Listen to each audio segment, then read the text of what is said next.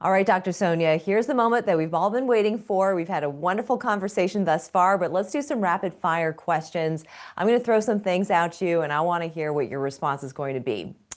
Dangerous skincare myth. Do-it-yourself treatments in your kitchen. Be careful with do-it-yourself bleach, do-it-yourself lemon juice. I've seen some terrible hyperpigmentation, burns, and scars, so don't do it. Don't do it. All right, beauty trend to stop.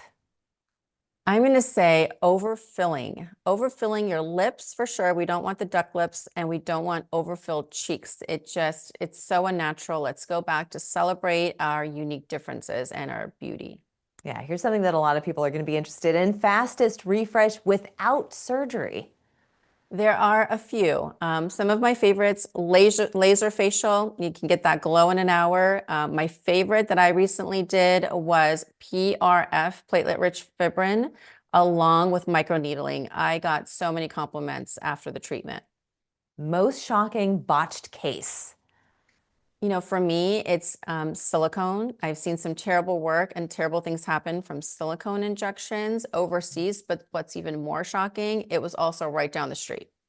Oh dear. All right. One skincare advice for all women.